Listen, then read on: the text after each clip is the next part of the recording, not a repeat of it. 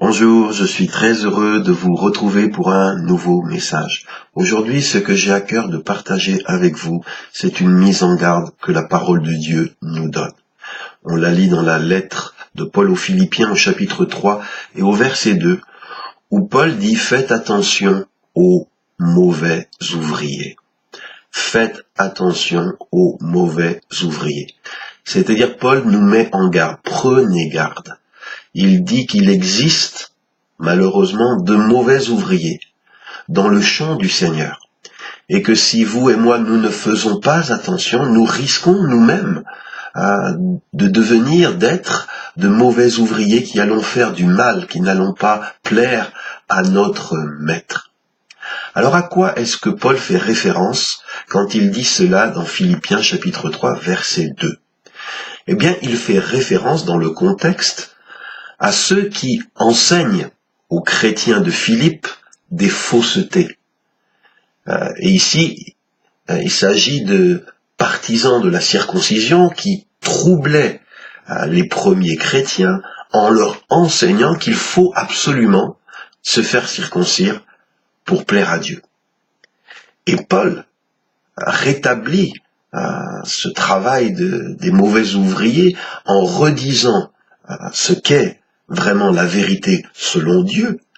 Et il dit au verset 3, « Les circoncis, c'est nous, qui rendons notre culte par l'Esprit de Dieu et qui plaçons notre fierté en Jésus-Christ et qui ne nous confions pas en nous-mêmes. » Donc, les mauvais ouvriers veulent imposer quelque chose que Dieu n'impose pas et déplacer la confiance en Jésus qui nous suffit vers des œuvres humaines qui vont nous ramener à nous confier en nous-mêmes, à un culte selon l'être humain, alors que nous sommes appelés à rendre un culte nouveau en esprit et en vérité avec le secours de l'Esprit de Dieu.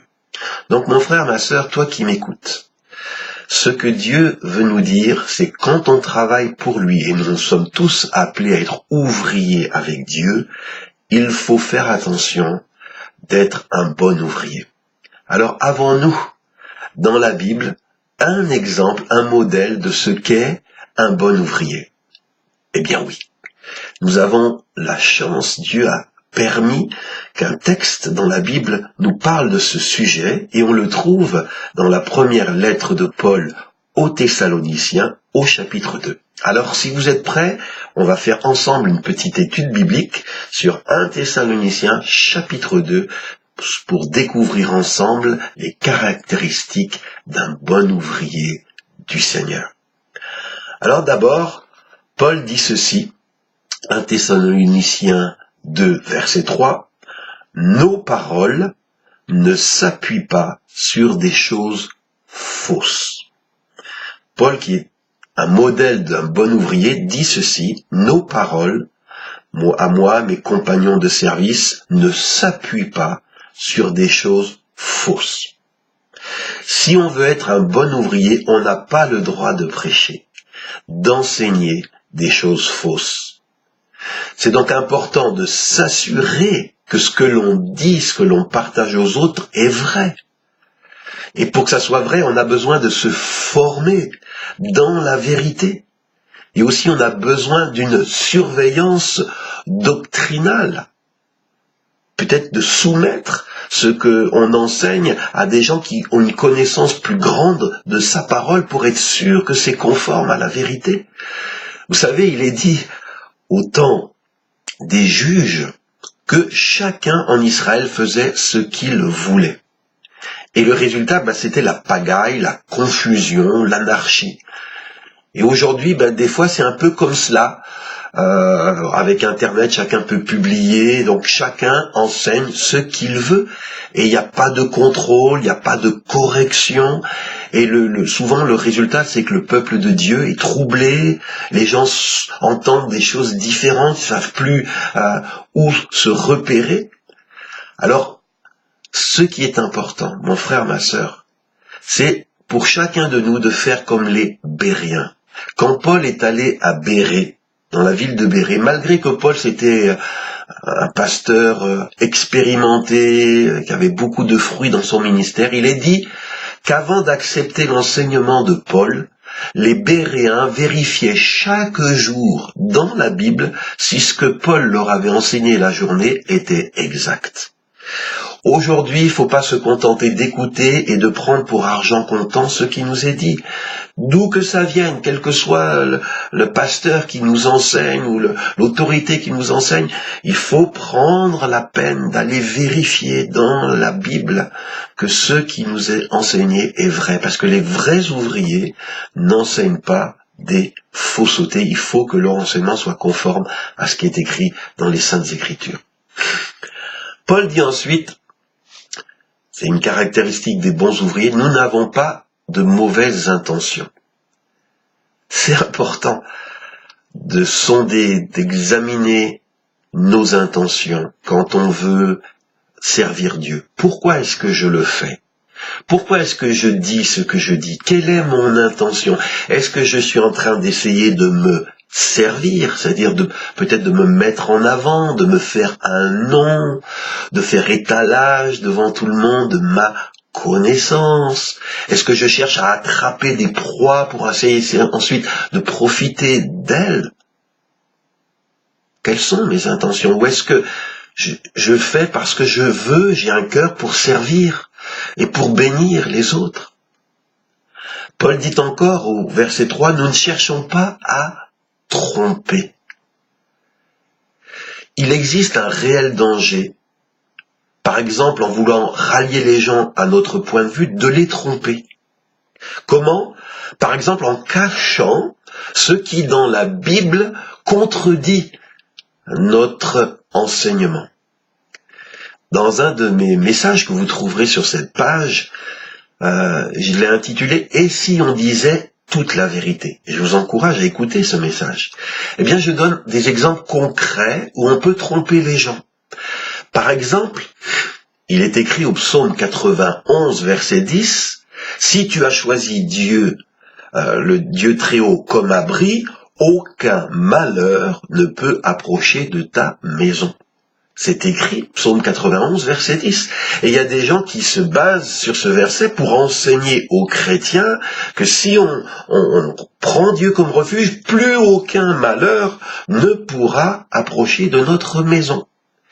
Mais s'ils disent que ça, ils trompent les gens, parce que volontairement ou involontairement, ils cachent ce qui est écrit un petit peu plus loin. Là, on a lu ce qui était au verset 10, mais au verset 15, dans le même psaume 91, Dieu dit « Je serai avec lui dans le malheur ». Et ça, ils le disent pas. Ils prêchent juste que Dieu empêchera le malheur de s'approcher, mais ils disent pas la suite, au verset 15, que le malheur peut parfois, Dieu peut permettre que le malheur nous touche, mais Dieu promet qu'il sera avec nous dans le malheur. Vous voyez, la prédication chrétienne demande de l'intégrité. On ne peut pas tromper les gens en disant qu'une moitié de la vérité ou en disant juste nos préférences. Sinon, un jour, les gens vont s'apercevoir qu'ils ont été trompés et ils vont se détourner de la foi, ce qui est le cas de beaucoup de personnes et nous sommes tristes pour cela. Paul dit ensuite, au verset 4, par rapport aux bons ouvriers, il est un modèle pour nous. Quand nous parlons, ce n'est pas pour plaire aux hommes, mais c'est pour plaire à Dieu qui voit le fond de notre cœur. Oui, la grande tentation quand je suis en train de te parler, c'est de chercher à plaire à notre auditoire. Il est écrit dans 2 Timothée chapitre 4 verset 3 que, en effet, un moment viendra, la fin des temps, où certains ne voudront plus écouter l'enseignement juste, mais ils suivront plutôt leurs désirs, ils feront appel à une foule de maîtres qui leur diront ce qu'ils ont envie d'entendre. Ils fermeront leurs oreilles à la vérité et les ouvriront pour écouter des histoires fausses. Paul prévient, Dieu nous prévient qu'à la fin des temps, il y a des gens qui vont chercher des maîtres, des enseignants, des pasteurs, des guides spirituels, des pères spirituels, qui vont juste leur dire ce qu'ils ont envie d'entendre. Et quand dans l'auditoire, on sait que les gens, quand on parle à un auditoire, les gens ont envie d'entendre certaines choses. Les gens ont tous envie de leur dire Dieu veut te bénir, Dieu veut t'enrichir, Dieu veut te donner la réussite. Il y a des gens, les gens demandent cela. Et ça fait une pression quand on partage de dire il faut que je dise aux gens ce qu'ils ont envie d'entendre. Eh bien, Paul disait non, ça c'est être un mauvais ouvrier. Quand nous parlons, nous ne devons pas chercher à plaire aux hommes, mais à Dieu qui voit le fond du cœur. Paul dit encore, au verset 5, vous êtes toujours avec moi ? Vous le savez, nous n'avons jamais parlé pour flatter les gens. Partout, je pense que les gens aiment qu'on les flatte. Les gens n'aiment pas être corrigés, les gens n'aiment pas être repris, moi non plus. Et donc ça met une pression sur le prédicateur, sur celui qui partage la parole, pour brosser, comme on dit, brosser les gens dans le sens du poil. Ou alors quand on prie pour les gens, peut-être voilà, on perçoit quelque chose qui est pas forcément comme si Dieu nous met en garde, il y a quelque chose qui est pas juste, mais nous, on a tellement envie de faire plaisir, on a tellement envie de flatter qu'on va inventer une prière pour essayer de faire plaisir à cette personne ou de peut-être pour le flatter, de dire une parole de prophétie qui vient de nous, qui n'est pas inspirée par la vérité, par l'Esprit de Dieu. Paul dit encore au verset 5, notre intention, à nous qui sommes ouvriers avec Dieu, ce n'était pas de gagner de l'argent. Dieu en est témoin. Notre intention, c'était pas de gagner de l'argent. Malheureusement, aujourd'hui, parce que beaucoup de pasteurs, de prédicateurs, de gens dans le ministère vivent d'offrandes, la grande tentation quand ils prêchent, quand ils vont faire une mission, c'est de le faire parce que c'est une occasion de recueillir des offrandes, et plus l'offrande sera grosse, mieux c'est. Alors on dit aux gens ce qu'ils ont envie d'entendre, on leur fait des promesses, on fait mousser les choses pour que l'offrande soit la plus grosse possible. Ça, c'est être un mauvais ouvrier, œuvrer dans le champ de Dieu pour gagner de l'argent. Verset 6, on arrive bientôt à la fin, Paul dit « Nous n'avons cherché les félicitations de personne, ni de vous, ni de quelqu'un d'autre. » Oui, toi et moi, on a tous besoin d'être aimés. On a tous besoin de se sentir appréciés, utiles. Et donc parfois, on va utiliser le ministère, on va utiliser le partage de la parole de Dieu comme un moyen d'obtenir des félicitations. Ah, c'était chouette ce que tu as dit, ah, c'est trop bien, c'est trop fort. Ce qu'on a envie, c'est que les gens nous félicitent parce que ça fait du bien à notre ego. Et Paul dit, ça, peut-être, c'est les mauvais ouvriers cherchent cela, mais nous n'avons cherché les félicitations de personne, ni de vous, ni de quelqu'un d'autre. Et il dit, et ça résumera tout ce message d'aujourd'hui, au verset 4, Paul dit, au contraire, Dieu nous a trouvés capables ou fidèles, et il nous a confié sa bonne nouvelle.